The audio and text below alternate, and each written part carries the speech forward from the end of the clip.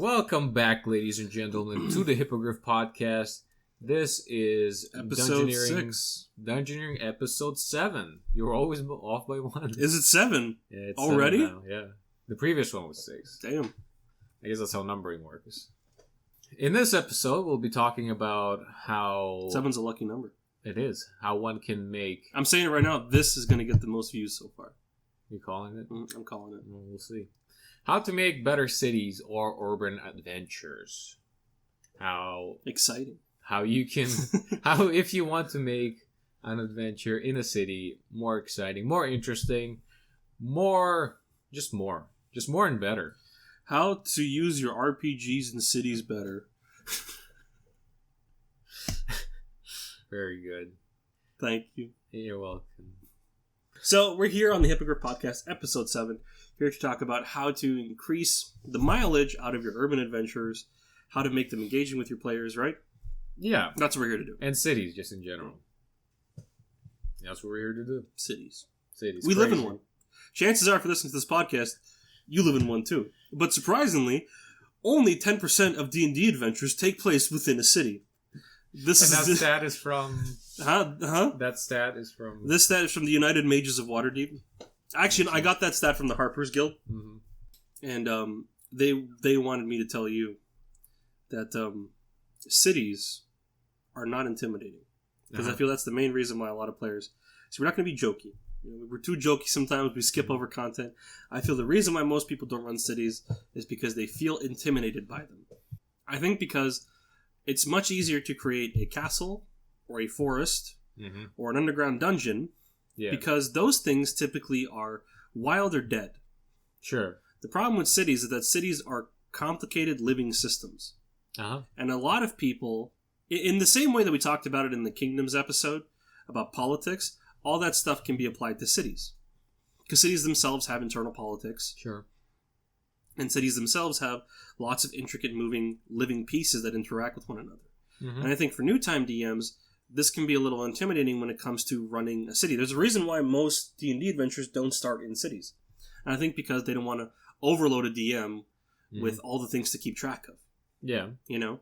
The geographic location of where they are, the different districts, the different guilds, who's the mayor, what's the political structure like, how big is the city, population numbers. There's a lot more that goes into making a city than just going into making a forest. True. Or making like an abandoned tomb. Well, an enclosed space. A dungeon, if you will. And not only like a dungeon in terms of like an underground place where you go room to room to fight monsters, but basically any location that is a fairly linear adventuring location. As you said, it could be wilderness, could be castle, anything of the enclosed and linear sort. And I agree. But like ultimately, I feel like a majority of people use cities or towns or like inhabited places. Inhabited places just for a location for where the party can chill out and wine resupply, right? So the bare minimum would be like... And that's not a bad thing. Yeah, it's not a bad thing. But it's just what like a lot of people use, is that it's a place where there are shops, forges, taverns. It would also be nice for... Well, I think that's like, if I could just jump in for a second, is I would say like, what is the difference? Yeah. Because most people in low-level adventuring are familiar with settlements. Towns, villages, mages' towers, stuff like that, right? But the question becomes, I guess, what makes a city different from a town? Because a town might have a blacksmith. It might have shops. And really with some creative explanation, you can really put anything in a town. Sure. Right? You could say, why is this incredibly high-level mage living there, right? Well, just literally take a page from Struggerbor in The Witcher. Yeah. He's on the run. That's why there's this very powerful mage in a village, right? So the question becomes, like, in terms of utility, most players can get what they need in towns. Yeah. Or in very singular locations, right? What makes a city different than a town? Right? And for me, at least personally, the one thing about the city that always made it very different is the sense of scale. Sure. Is that in a town, I think it's useful to stat out every NPC. And a lot of the early modules did. Like every NPC? I mean, towns are fairly sizable. There's like hundreds of people usually living in a town, right? Well, I mean, you can have hundreds of people, but a lot of the time, it's pretty easy to just come up with like random names and stuff like that. Because if you look at like early D&D, like against the Cult of the Reptile God, when you go to Hamlet, I think it is, Hamlet or Orlane, one of the two. I can't remember which. I think it's Orlane. Most of the NPCs are statted out. Like who they are, I know because back then they also had how much gold they are in case you had a rogue who wanted to, But for me, that's the difference, is that in the sense of scale, it's fairly reasonable to expect of the players that in a town, most people have a name and some kind of backstory. Okay. You know what I mean? And it kind of, in my mind's eye, reflects the real-world dichotomy of the difference between living in a small town versus living in a city. And anybody who's lived in a small town knows that most people know everybody. Okay. Right? So getting information, for example, in a small town is very different than getting information in a big town, like a city, right? Sure. Obviously, I don't think anybody would think that getting information in Yonkers, New York is the same as getting it in New York, New York. And to me, that's the big difference between the two of them. Is how the players interact and move through the narrative you have weaved based on their surroundings. Okay. And within a city, it's going to cause them to be, I don't know if the word would be proactive, right? But things are not as easily connected to one another. Okay. Because I would find cities to be more complex systems. So I would say that urban adventures, if you're playing a prolonged urban adventure, right? I don't think there's anything wrong with having your players visit cities for various things. Yeah. Because once again, cities can also be landmarks in your campaign world, right? Holders of arcane knowledge and universities and ancient texts and stuff, right? Like when Gandalf goes to the libraries of Minas Tirith to get some information on Isildur, right? Yeah. Or when, or the Colleges of Magic in the Imperial Zoo in Altdorf in Warhammer. So cities can definitely be points of interest for your players to go, but typically they're just going for that location. But I'm talking about if you're running a prolonged campaign, I would find cities be less linear in that respect. Okay. Right? Where things aren't always as interconnected just because the system is so much bigger, if that makes any sense. In terms of like how players would interact, like talking to certain NPCs. Right. Like it's not reasonable to expect that this person that you met, this bar owner, would know who all his patrons are. Sure. You know what I mean? Obviously there's always regulars, but the sense of intimacy is much less in a big city. Okay, yeah, that makes sense. You know what I mean? Just to kick things off in terms of scale. I guess. I mean, for me, if you were to run like a city, as like the main adventuring sort of location, I feel like, I don't know, unless I would just, back when I created the free city of Osmer, the floating mechanical city that floats on the sea, I sort of started out kind of with a theme. I know we like to harp on themes, but I kind of started out with a theme. And one of those themes were sort of the wealthy against the destitute. Haves versus have-nots. Exactly. A classic. Yeah. I mean, like, I feel like every city has that to an extent. Like, the rich quarter and the poor quarter. Well, in terms of actually that leads into a point that I wanted to bring up. Yeah, go ahead. Yeah, that constructing cities. So I would say that in just moving into okay, so how are my players going to interact with the city? Well, it's less intimate, right? Sure. And I think that is the reason why a lot of people feel intimidated when it comes to running cities. One, because if you're using a pre-established city, let's say you're using Waterdeep, right? Yeah. There's a lot to keep track of because it's a big city. Let alone trying to create your own, right? And let alone having to guide your players through it in a way that won't spoil your surprise or spoil the secret or feel like you're railroading them, right? Because how am I going to run something so big with so many moving parts, right? And you brought up a great point about different sections of the city, right? And I would say that the best way, and at least the way I go about making cities, is I always section them off. And this is where I talk about building cities in general in terms of how do you construct cities, right? Yeah. And one of the most common ways I do is, one, I pick a shape. I know this sounds really weird, but when you're running a city, an urban adventure, or anything in a city, I would say that one, a map is a must. You just have to show your players where they are in respect to everything else. With a village, you can kind of get away with things because more theater to the mind style. Exactly. How far away is the blacksmith from the stalls? Well, it's a 10-minute walk or something, right? You don't really need that. But when it comes to like, what part of the Dwarven Quarter are we in? You kind of need to point your players where they are. Yeah. Especially because everyone knows how cities have snaking, winding, back alleyways, main streets, everything. Right? It can get very confusing for you to keep track of. So I would recommend mapping it out. And the first thing you want to start with is a shape. And people, I think, really underestimate things like this. But when it comes to making your city, everything is going to go into it in terms of like, even the way it looks. Yeah. Right? And look is a very important thing because shapes of cities can tell you a lot about the city. For example, if the city is 100% perfectly symmetrical and a circle, that's fairly unnatural. That might tell you something about it and the way it looks weird. Was it designed this way, right? When it also comes to like where it is, certain features around it, right? These are all things that work.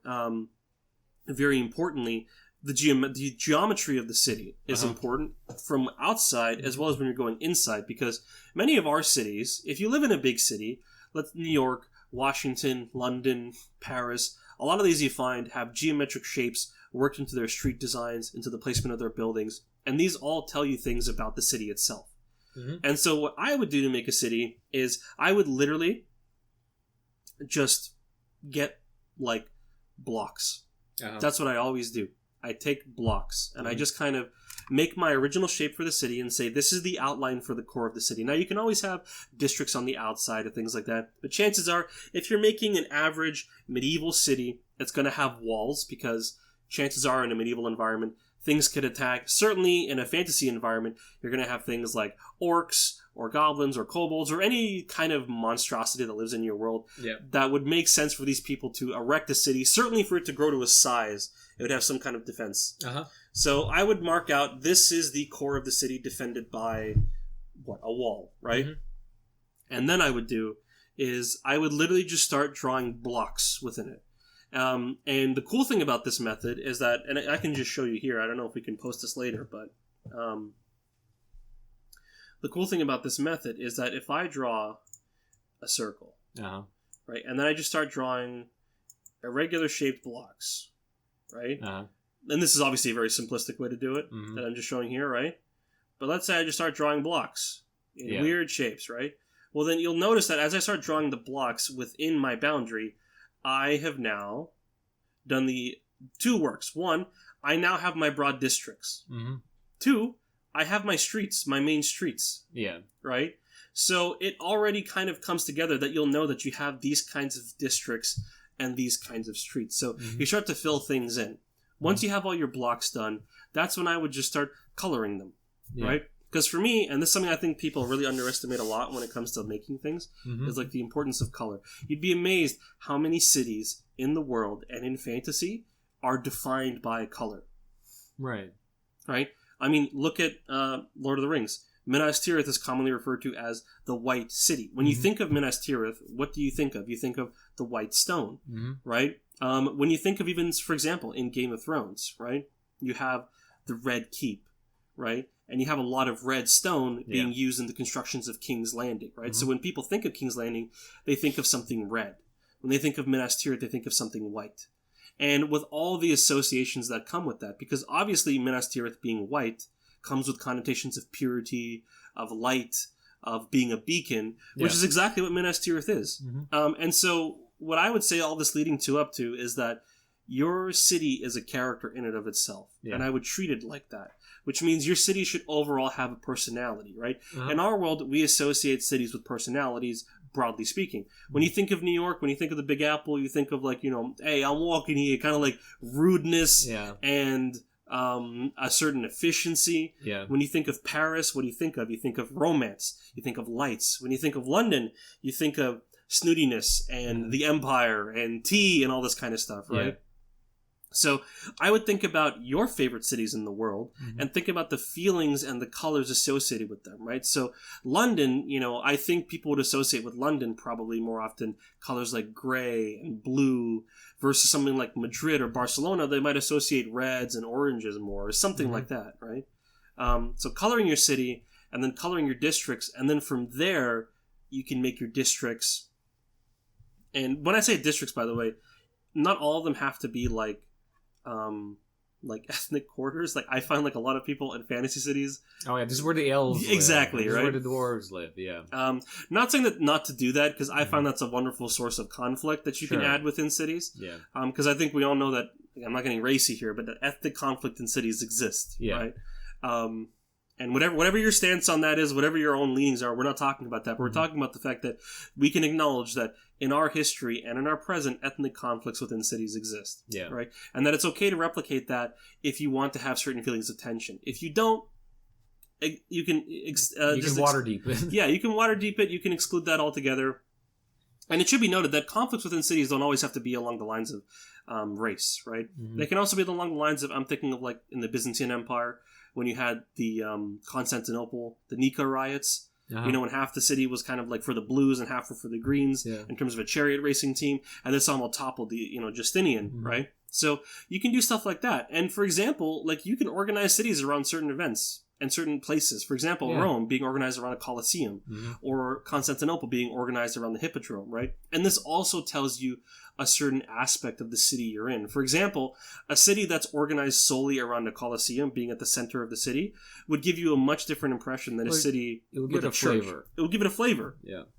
And this is all part of making your city have character and making it a character in itself. In a way, I just realized that I've done a lot of like city making on the fly, more so than just actively planning out what's in the city. Because oftentimes I'm a lazy fucker, right? Whenever you know. Hey, listen, I am too, so I'm not one to talk. I would make a city, like whenever I make a map and I make cities, I'm like, okay, there's a couple of interesting points, as you said, like for example, a Colosseum, organized fighting, or like certain ethnic quarters, or like what is the city's main craft? Because I had to not financial districts, artisans districts. Not long ago, I had to make a city on the fly, basically for my home group that I played with my brothers, and there the group just came in from the desert. They need the city here, and I'm sitting there. There's a city here. Well, what would a city near the desert be? And I'm like, they make glass making city. Oh, okay. So you emerge out of this desert and you see in the distance like the tall glass spires of this glass making city, and then you can make you add the whole thing about like caravans full of like sandbags going from the desert to the city, and the various the glass making guilds and all of that. You can describe the little like various teapots and the various glass baubles that vendors sell in the street and blah blah blah. It already gives the place like character and a flavor. Agreed. Yeah, and that's like a real quick way to like if you don't do your way with like an outline and like different neighborhoods and such, it's a real quick way to be like, okay, bam, like here's a tiny flavor, and see where your players go with it, basically. Well, I mean that's actually a good thing, because like building cities on the fly, in terms of like I guess ways to combine our methods, right? Yeah, is that like one thing that I find usually with cities is that cities usually have like a nucleus. Sure. Right? And so, for example, with the glass, right, that would be the nucleus of the city, right? And so if you are caught with a situation on the fly, right, again, I would think of like one defining factor. Like, for example, what's one defining factor you might think of when you think of New York? For me, it's mostly money. Sure. I think of Wall Street, right? And when I think of Paris, what's probably the most defining factor to you? The first thing I think is fashion. Exactly. Well, like artsy stuff, right? Yeah. So I think in terms of that, it goes a long way to just think of a personality, almost like you're building an NPC. Yeah. Because cities, oftentimes, and nations too, have personal qualities in the sense of personhood. Yeah. Right? Personification, if I think is the term, right? So it helps when you're doing it either on the fly or in a more structured way, to do something like that. Yeah. Right? To give your city a person, because I find that when you're trying to communicate to also, and this also goes for communication to your players, because your players are never going to be exposed to the full breadth and history of your city or even your ideas on the fly, because they're sitting across from your screen, right? And so in terms of that, it's important to kind of understand that communicating personable qualities of the city to someone. Like, imagine if I told you, here's a person who's lived in an isolated island for their whole lives. Yeah. They have no idea what New York is. Explain to them what New York is like. Right. Are you going to go into the history of the settlers? The founding, and the founding fathers and the Battle of New York and all this kind of stuff, right? And how the Dutch owned it and then the British took it? Of course not. You're going to tell them it's a big, rude, stinky metropolis, right? Because that's kind of what it is right now. Yeah. What they would interact with if they went there. Oh, yeah. Right? And so oftentimes it's important to give your city personable qualities because that's the way players can understand things because players are people. Yeah, and people understand things best in personable qualities, right? At least from my explanation, especially when you're dealing with a D&D style game, an RPG, which is a game of communication in a lot of ways, right? And how do I best communicate the atmosphere of the cities? Because then players will adjust their expectations accordingly, right? Because oftentimes too, if you have in your head that this city is like a rough and tumble, everyone's out to scam you. And you don't tell them that. You tell them, like, this is the major city of the area, and they make so-and-so and so, and their GDP is this, and elves live here, and dwarves live here. And they walk in and they get robbed. They might feel like, bro, that's the dick move, bro. But if you tell them, like, this city is known as, like, the city of thieves, the city of X, right? This is the white city. This is the city of thieves. They'll be, like, adjusting their expectations accordingly, right? You know, in a way, it sort of like reminds me why in Star Wars all the planets are basically one city, one kind of one environment. Like here's the city planet, here's Tatooine, the desert planet. In a way, it's sort of it's taking that idea but applying it to a whole planet. Yeah, singular biome. Is useful because, and I've said this before, and when we talk about world building a lot, right, is that I think you need to understand. When you're doing a city, or even a town, or a nation, or a country, or a planet even, when you're engaging in this kind of world building, you have to understand, what am I world building for? Right? If I'm world building for the sake of accurate water tables, and this is an experiment, and listen, people do that. Like, I will say, like, people do that because a lot of people do these types of things for thought experiments. Sure. You know, people who really like the concept of xenobiology, you know, come up with whole worlds and ecosystems based on, like, what would this world look like if it didn't have, like, carbon-based life forms, right? And it was all silicon. So I understand why people might want to do it for that, right? But chances are, if you're playing D&D, you're there to tell a story. You're there to tell a story, which means the world is there to serve a narrative. It's there to serve a narrative purpose. And in terms of that, I find that complexity is better when it's spread out. What do you mean? So the galaxy of Star Wars, I don't think anybody would say is not complex. Sure. But the complexity is spread out as opposed to internalized in the fact that each planet is simple. Okay, yeah. Right? Okay. Tatooine is simple. It's very unlikely, logically, that you'd have an entire desert planet. Yeah. Right? At least naturally, right? And you don't want to sit there and explain how this planet turned into a desert planet because long ago there was a war between the Sith Empire and this resident, so on. You know, it's a desert planet, right? That's Dune, Arrakis, desert planet. That's all you need, right? So I think it's okay if you're worried about giving cities singular features and that this is somehow going to wreck it. I don't think that's a problem because what you want to do is communicate to your players the overall attitude of this place. Right. It doesn't mean that everyone in that location acts like that, and that comes down to more to NPC creation. And if that's the case, go watch our other episode on NPC creation on how to make interesting NPCs that can stick out of their location. Yeah. But when you're coming into it, you want to set the baseline. Right? The average person in the city is a son of a bitch. They a thief. If you so much as, like, take your hands out of your pockets, someone's going to try to stick their hand in and take your wallet or something like that, right? And this city over here is full of pompous Gondorians who are ever anxious about the return of Sauron or something, right?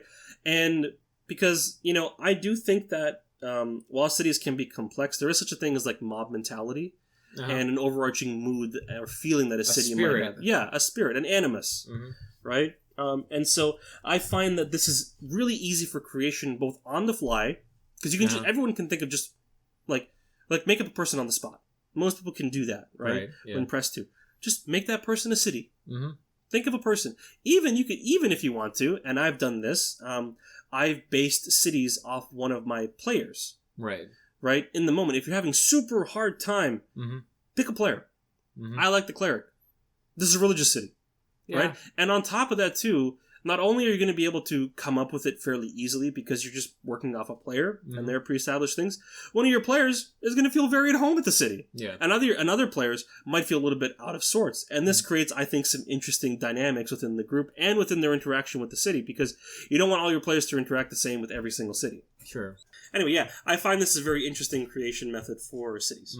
And it's easy both on the fly and when you're sitting down. You can work out all the specifics. For example, if you're on the fly and you make a religious city based off a cleric. Yeah.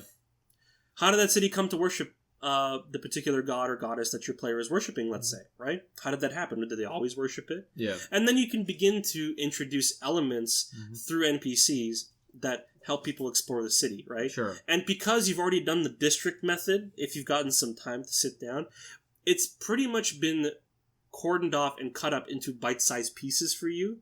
So that also within the city, people know the character and attitude of the different districts. Yeah, further flavors of kind of like, this is the goal of the district, where they there's a lot of dwarves there, and they make jewelry and chains and all sorts of gilded nonsense, right? And here's the Street of Steel, right? From King's Landing, right? This is where they make all the weapons, right? Yeah. And here is, I don't know what else could be. Here's the entertainment district. Here's where the Coliseum is, or the Hippodrome, right? Yeah. And then here's the back alleys. Here's kind of like the poor districts. Here's the bougie districts, right? Like you were saying in Ozma, where you have rich and poor. Yeah. Right. So, and also, and I would say, and people, don't be afraid to do this. Take from your own city. Chances are you live in a city. Oh, yeah. Take from your own city. There's nothing wrong with taking from your own city because, one, chances are if you're meeting in person for a regular game, your players are also familiar with the city too. And for some reason, and I don't know who started this trend, people feel that taking from things they know is a bad thing. Did they? Yeah. A lot of people that I see are like, oh, you have to like be completely original, and right? And it's like, listen, I understand the impetus for wanting to do something like that, right? Oh, if I take from like a movie or a place that my players also know, that's bad. There's nothing wrong. Oh, I see what you're saying. With player recognition, right? For example, we live in Toronto. I'm pretty sure we've said that in other episodes, the cat's out of the bag, right? Yeah. For me, Toronto has always been one of the most fantasy-like modern cities in the world. Why? Because a lot of our city is built around a huge tower. Yeah. The CN Tower looks like a giant wizard's tower, and it dominates the Toronto skyline, right? And so, oftentimes in my cities, you'll find that the city is dominated by a central tower. Just because I live in Toronto, and Toronto itself is dominated by a central tower. Right. Right? If you live in something like Washington, there's nothing wrong with making your city a head or the central part or capital of a government and basing certain things off that, right? Yeah. If you live in Rome, there's nothing wrong with making Seven Hills important to the history and the mythology of your city. Right? If you live in London, nothing wrong with making your city rainy and miserable and awful and sucky and who would ever want to visit it. And there's also an egg downtown. It's like... But you know what I mean? Yeah. There's nothing wrong with taking from your city, and also when you're on the fly, it'll be easier because it's something you know. Oh, yeah. And on top of that, when it comes to sitting down and crafting, one, I think it's cool to research your own city. Sure. And find some cool stuff you didn't know about it. Two, you already know a lot about it. Chances are, if you know your city reasonably well, you've lived there your whole life. Both me and my co-host have lived in Toronto most of our lives. Yeah. We know the shady places. We know the bougie places. We know where our favorite restaurants are. We know what downtown is like. We know where the residential districts are and where the interesting entertainment places are. Right? And so that's a really good way to model things, I find, because you're familiar with it. And there's nothing wrong with using familiarity. Now, and also your players are not going to be as familiar because also this is a fantasy city, and just by virtue of you being a fantasy creator in any kind of capacity, you're going to add stuff. Like Toronto, even though I've modeled a lot of my cities after it, does not have dwarves and dragons and zoos of magical creatures, right? But there's nothing wrong with including those types of things, and it helps both on the fly and on a more kind of premeditated creation basis. Yeah. All right. We are in agreement. One thing, though, I'd like to note is that even if you have a good picture of the city in your mind, make sure that you actually are able to deliver it to your players. Mm-hmm. Don't assume that since you have it pictured in your mind's eye that your players are going to know exactly what the hell you're talking about. Yeah, well, because it was an issue. Remember when we went to Adventurers League? Oh yeah, and I think we're running Tomb of Annihilation. Port Nyanzaru. Yeah. Literally, I feel like whatever DM we had, they thought that we know exactly what the hell's going on and exactly how Port Nyanzaru looks like. I fucking had no clue what was going on. Yeah. Like, it was only after the fact when I looked up, like, pictures of the port that I was like, oh, okay. That's what it looks. That's what I was supposed to see. But for me, when I was playing, we were basically in a white expanse. With people just like with everyone running in and out, yeah, in and out, with an occasional dinosaur for some reason appearing, and I'm like, ugh. I mean, the point is that you should take a few seconds. Obviously, don't need to go like, obviously don't need to go like full on like Matt Mercer describing exactly like, Belfry and Cornice and whatever.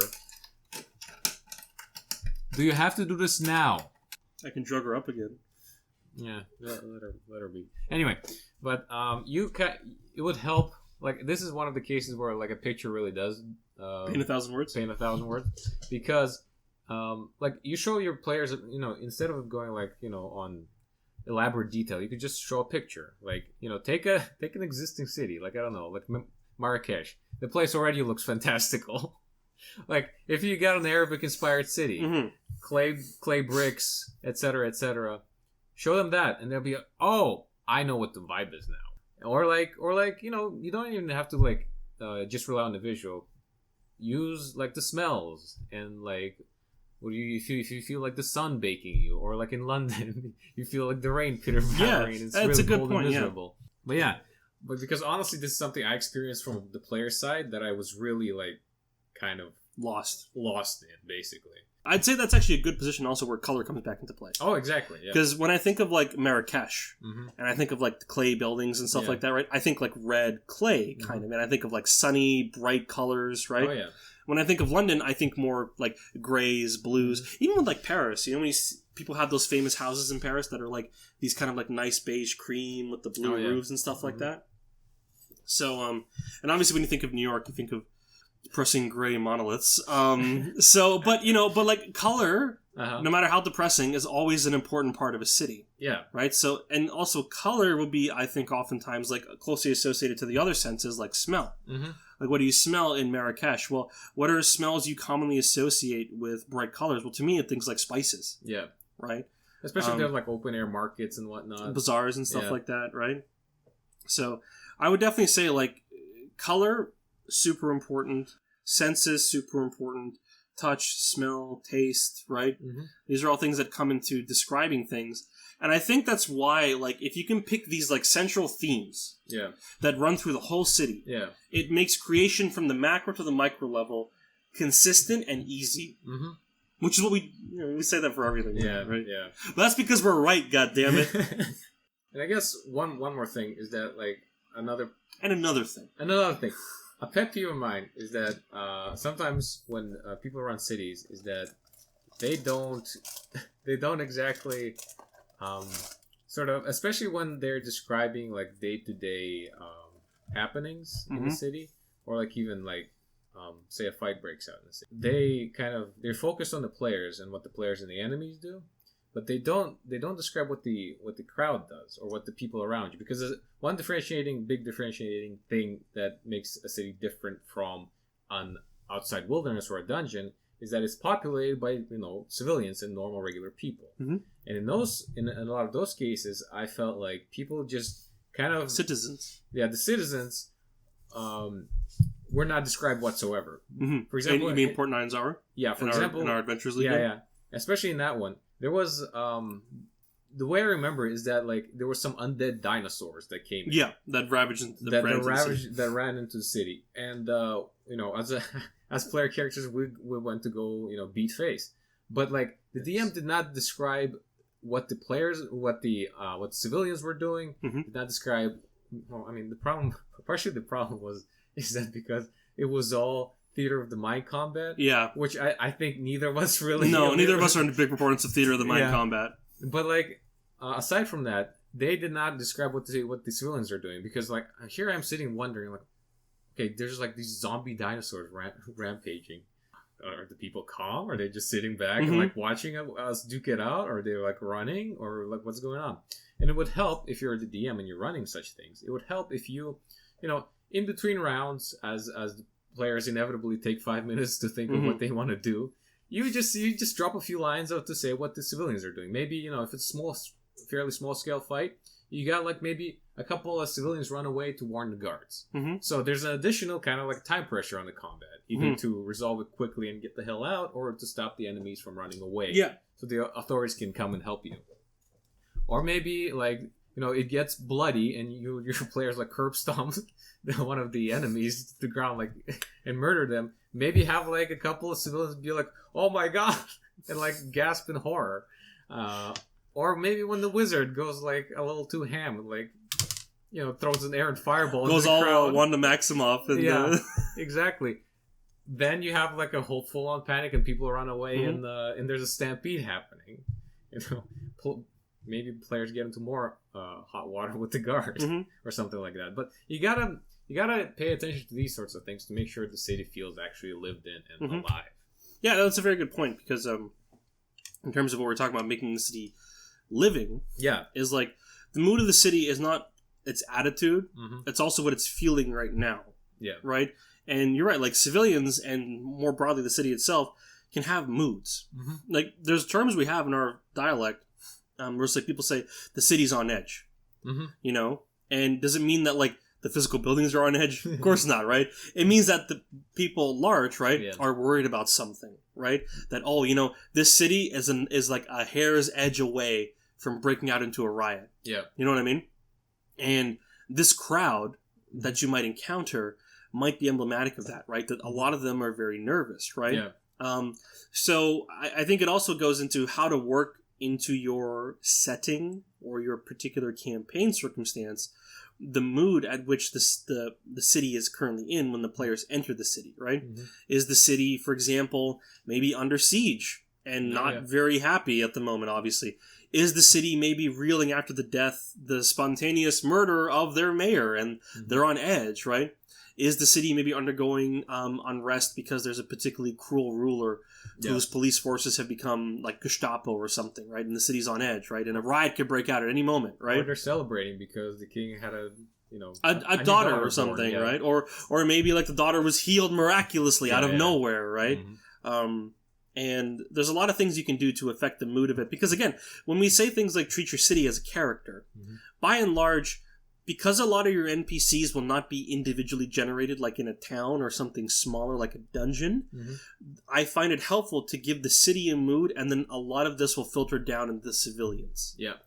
So if the city is on edge, a lot of the civilians by default that you'll encounter will just be on edge. Yeah. Right? And that makes, I think, attitude building when it comes to NPCs, because I feel like a lot of people when they do NPC building, especially on the fly, for me, and it's one thing I strive to do, I don't always do it, I forget, but for me, people are very good at coming up with like, here's his name, here's what he looks like. It's like, okay, but here's his profession. Yeah, but like, what's he feeling right now?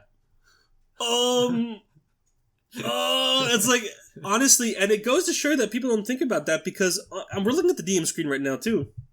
Right here at NPC Generation, we have ideals, flaws, names, everything.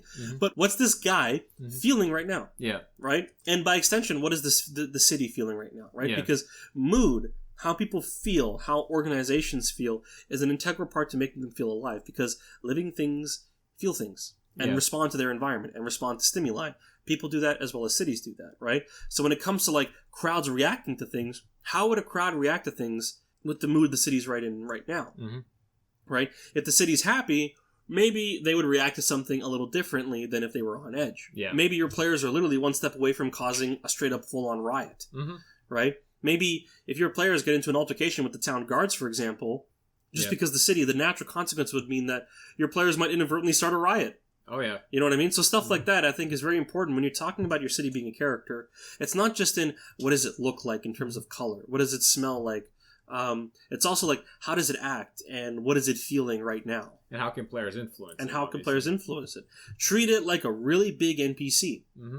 Almost like a hive mind of multiple civilians who live in one big unit. And how does that unit act? How does it respond? What does it feel? What does it smell like? What does it look like? Think of it like one big thing. And I find that much easier for making what seems to be big systems on our end palatable and easier to communicate to players who are interacting with it fundamentally on a personable basis. Mm-hmm. Yeah. Did we cover everything, basically? I think so. We hope you found this podcast entertaining and informative. Probably a little bit more efficient than some of our other episodes. Sure. But just remember to also have fun with it. Yeah, that's ultimately, this is a game. Yeah, like the city is meant to be something fun. So don't feel like your city has to be like 100% realistic. Pick things that are fun and also funny to you. Yeah. Right? Ultimately, when it comes to making cities or NPCs or anything else, this is meant to be fun. Mm-hmm. So always, always, always include things that you find fun and that your players would find fun. And don't sweat the realistic stuff, honestly. No, honestly, don't. Like, oh my god, where am I going to get my city's water? Or where are the farms? Like the river splits in the middle of my city. Listen, bro, you can make some very cool narrative things with the river splitting a city down the middle. And just relax. If anything, you have any doubts, work it out later. Mm-hmm. Just make it nice and smooth. Yeah.